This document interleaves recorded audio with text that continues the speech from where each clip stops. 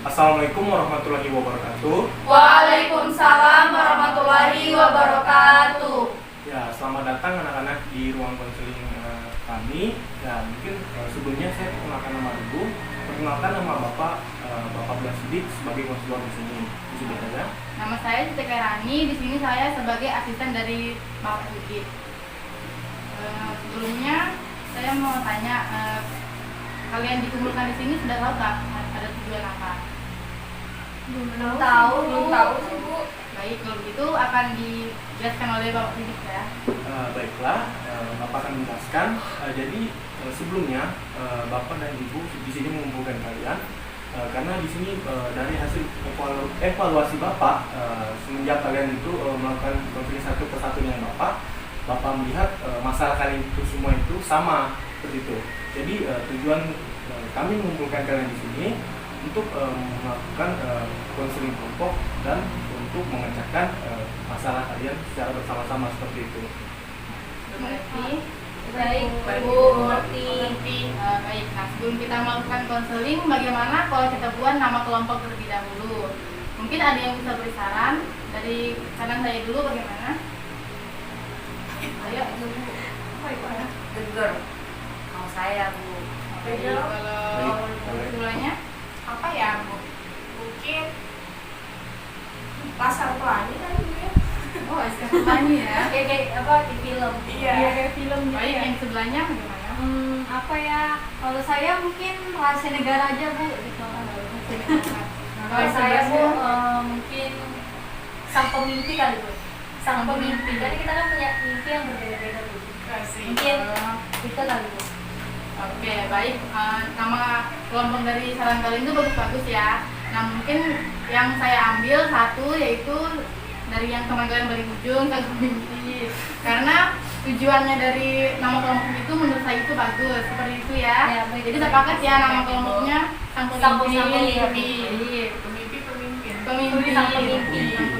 Oke, baik. Selanjutnya kita buat kontrak konselingnya terlebih dahulu ya. Nah, dalam konseling kali ini waktunya itu ditentukan dalam satu kali konseling itu satu kali konseling itu 30 sampai 45 menit seperti itu. Nah, jika dalam konseling ini kurang dari waktu itu tidak apa-apa. Tapi kalau sudah melewati dari 45 menit itu kita lanjutkan sesi berikutnya seperti itu ya. Baik Bu. Nah, baik, di sini kan saya dan Bapak Sidik sebagai konselor, kalian sebagai konseling. Nah, saya di sini mau menganggap kalian tuh menganggap kami itu sebagai teman kalian seperti itu ya. Nah, tapi harus ada batasannya juga.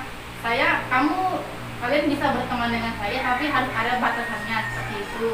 Nah, dalam konseling kali ini juga kalian nanti diminta memberi pendapat ke teman-teman kalian. Nah, tapi juga harus saling menghargai dan menggunakan kata-kata yang bagus, yang baik, yang sopan seperti itu ya. Baik Bu. Sebelumnya ada yang bertanyakan lagi? Kita lanjut. Ada sih Bu. Sepertinya nggak ada Bu. Belum ada Bu Belum ada sampai saat ini. Kayak seperti itu ya. Baik, sebelumnya saya mau terima kasih banyak karena kalian berempat sudah mau datang ke konseling hari ini. Mungkin kalian ada kesibukan, tapi kalian masih bisa menyempatkan datang ke sini. Terima kasih banyak ya sebelumnya. Sama-sama Bu. Kalau boleh saya tahu, bagaimana kabar kalian hari ini? Alhamdulillah baik Bu. Alhamdulillah. Sudah pada makan semuanya? Sudah Bu. Baik, ini kan lagi jam istirahat nih. Maaf ya sebelumnya mengganggu jam istirahat kalian. Gak apa-apa Bu. Nah, sebelumnya kalian ada pelajaran apa aja dari yang Kalau ini? saya habis pelajaran bahasa Inggris Bu. Kalau saya pelajaran matematika Bu. Saya habis PKN sih Bu. Kalau saya dari pelajaran bahasa Indonesia. Oh, seperti itu ya. Maaf ya mengganggu istirahat kalian. Tidak apa-apa Bu. Baik, tadi kan saya sudah memperkenalkan diri ini sama Pak Didik. Nah, bagaimana giliran kalian yang perkenalkan nama sama nama kelas kalian ya. Mulai dari yang sebelah kanan. Perkenalkan nama saya Afifah. Saya dari kelas 12 IPS 2 Bu. Sebelumnya Perkenalkan nama saya Indrianti. Saya kelas 11 IPS 2. Kalau nama saya April Bu dari 10 bahasa.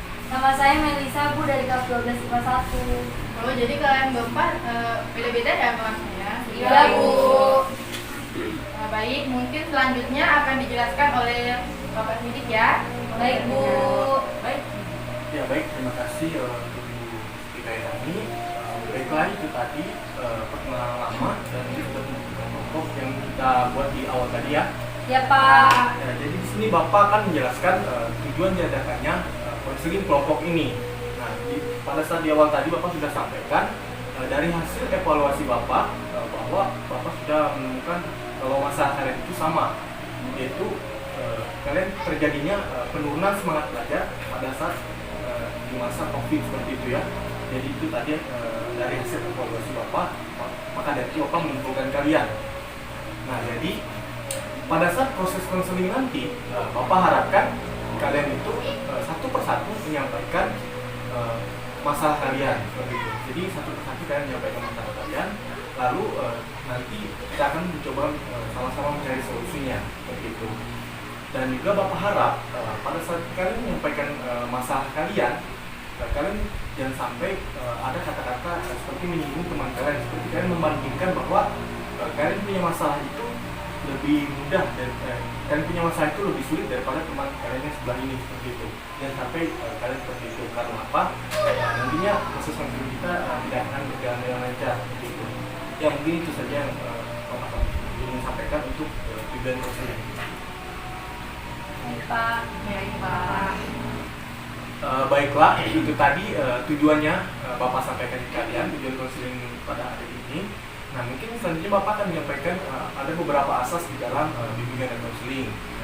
Yang pertama Bapak ingin sampaikan di sini asas kerahasiaan. Jadi untuk anak-anak jangan takut untuk masalahnya, untuk kerahasiaannya tetap kami jaga karena di sini ada namanya asas kerahasiaan dan juga ada yang namanya asas keterbukaan. Jadi Bapak harapkan pada saat kalian menjelaskan semua masalah kalian, jadi Bapak harap kalian itu terbuka. Dalam artian Bapak bukan menghalangi kalian untuk menutupi, tapi kalian itu untuk terbuka pada saat menjelaskan masalah yang kalian ingin sampaikan seperti itu. Baik, Ya, Pak. jadi, Mengerti. baik, jadi sebelum kita masuk di topik inti pada saat kalian menjelaskan permasalahan kalian, mungkin kita berdoa dulu agar kegiatan konseling kita ini berjalan dengan lancar. Mungkin baiklah kita berdoa dulu sebelum kita mulai. Mari kita berdoa menurut agama dan seperti yang masing-masing. Doa mulai.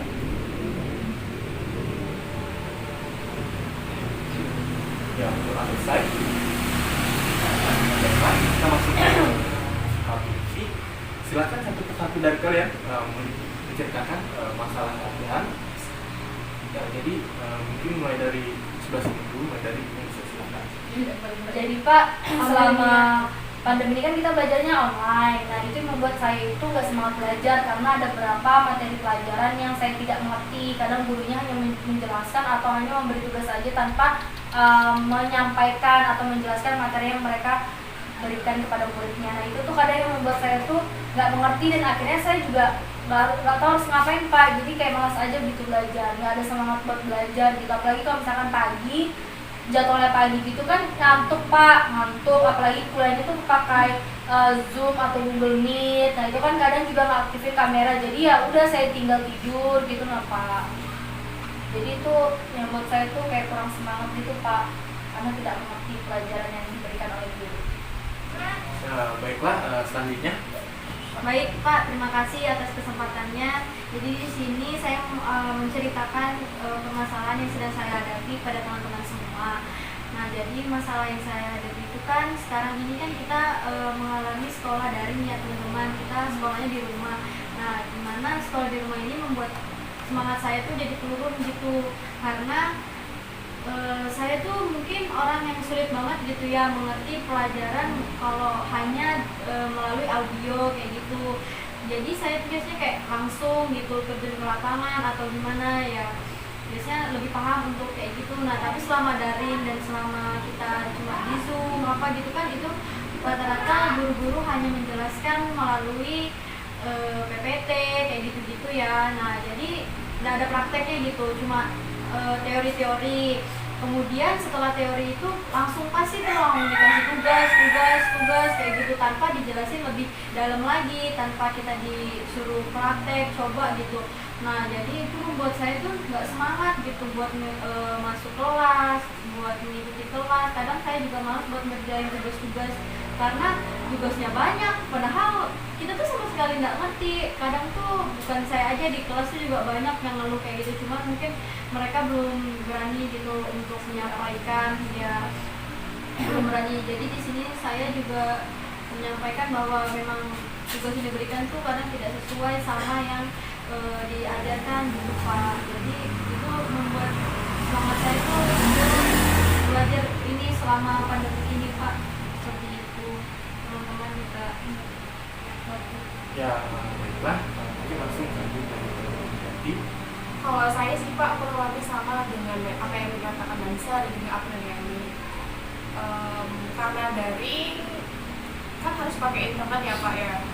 Jadi rumah saya tuh rada di pelosoknya Pak, jauh. Jadi kadang koneksi internet itu lemot gitu Pak. Jadi kalau misalnya kalau sedang sekolah terus ada pelajaran baru nih dari Ibu Ina, saya nggak bisa masuk karena jaringannya itu lemot Pak. Kadang saya itu kalau keluar masuk dari Zoom gitu Pak, walaupun saya punya paket, punya wifi, tapi kendala jaringan itu yang membuat saya jadi malas belajar Pak, karena saya sama sekali tidak punya pelajaran gitu Pak. Itu sih Pak. Ya baiklah, mungkin selanjutnya dari Pak. Sama yang dari tadi dibilang oleh Risa, April sama Indri, tapi hanya bedanya di sini saya kan juga sudah kelas 12, apalagi tidak lama lagi lulus. Nah, yang saya mengganggu pelajaran di sini, saya tuh kurang suka dengan gurunya gitu. Nah, itu yang jadi permasalahan dalam saya belajar gitu, Pak. Baiklah, terima kasih untuk anak-anak sudah menyampaikan masalahnya.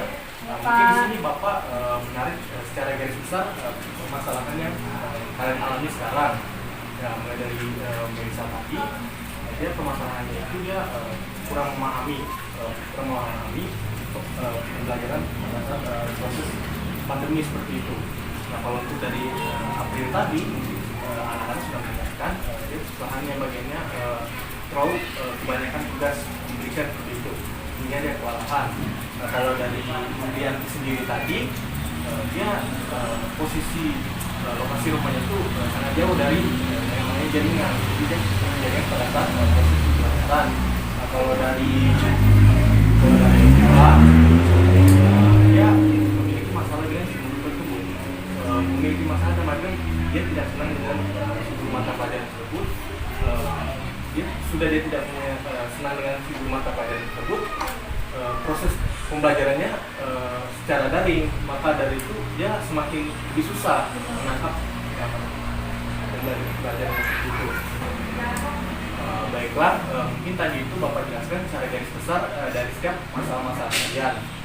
Nah, sebelum kita memulai memecahkan masalah kalian, di sini Bapak akan menjelaskan teknik yang Bapak gunakan pada saat proses konseling ini. Di sini ada dua teknik yang Bapak gunakan. Yang pertama itu familiar zone. Nah, familiar zone ini yang dimana Bapak harapkan suasana konseling ini kita tuh seperti keluarga, seperti itu. Nah, jadi tidak terlalu membedakan walaupun teman ini adik kelasmu seperti itu, teman konseling ini adik kelasmu, kamu jangan terlalu membedakannya agar apa supaya kalian tidak ada yang jadinya segan dengan teman konseling di sebelahnya seperti itu. Baik Bapak. Nah, selanjutnya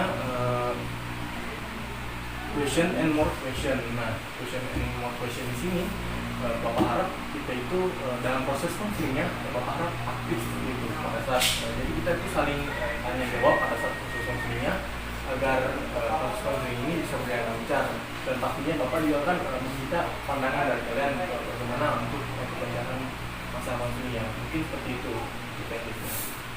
Baik Pak, makasih. Ya, baiklah. Baiklah, mungkin sini Bapak ingin menanyakan menurut pandangan kalian, mungkin dari Melisa seperti itu. menurut pandangan Melisa bagaimana untuk pemecahan masalah ini? Mungkin Bapak lemparkan dulu sekalian. Untuk pemecahan masalah teman bebas kah Pak? Yang bidang sebelahnya April ya Pak ya. Boleh. Nah, jadi kalau menurut saya Pak mengenai permasalahan yang sudah aku sampaikan tadi, mungkin April itu bisa mengerjakan tugasnya satu persatu, membuat skala prioritas, mana sih tugas yang memang harus didahulukan terlebih dahulu, mana yang memang bisa ditunda. Jadi tidak numpuk gitu, dan tidak membuat kamu itu kayak stres belajar gitu. Jadi satu-satu dulu, nanti kalau udah baru lanjutin yang lain gitu. Diutamakan yang memang deadline-nya memang dekat gitu. Nah, kalau menurut saya sih seperti itu Pak, membuat skala prioritas. Sama Pak. Ini semua aku sampaikan jadi yang mungkin selanjutnya dari April mungkin ingin memberikan sudut pandang lain atau memberikan solusi untuk mungkin kita dari teman-teman pekerja yang dipilih. Saya menanggapi permasalahan yang dihadapi oleh saudari Indri. Nah, tadi kan saudari Indri telah menyampaikan bahwa yang menjadi masalah penyebab dari masalah ini adalah kesulitan dalam menggapai jaringan dikarenakan kondisi rumahnya yang mungkin jauh dari jangkauan jaringan tersebut. Nah, jadi mungkin dia kesulitan saat pelajaran online. Nah, tapi kan sekarang kita lihat bahwa dalam seminggu ini kita sudah kuliah offline ya kan, sekolah offline. Nah, di sini kan kita sudah bisa langsung bertatap muka dengan guru. Nah, mungkin Indri bisa langsung menyampaikan apa sih yang menjadi kesulitan pelajarannya tadi. Jadi Indri bisa langsung menanyakan kepada guru mata pelajaran tersebut. Nah, mungkin seperti itu dari saya. Ya, terima kasih. Mungkin selanjutnya dari Indrianti, silakan pandangan. Mungkin saya tanggapi permasalahan dari Afifah kali Pak ya. Silakan. Afifah. Kalau Afifah ini kan nggak suka sama guru ya. Itu sih menurut saya mungkin karena ada masalah pribadi ya Afifah dengan guru mata pelajaran. Nah, menurut saya sih suatu kewajiban supaya kamu untuk tetap bisa mengikuti pelajaran dari guru kamu itu yang kamu gak suka sih, Rika. Jadi mau nggak mau kamu harus mengikuti pelajaran dari guru kamu karena nilai dan juga tugas-tugas yang kamu tidak suka itu ada pada beliau. Jadi kamu harus tetap mengikuti pelajarannya dan juga tetap ikut absen serta tugas-tugas yang ada begitu Afifah.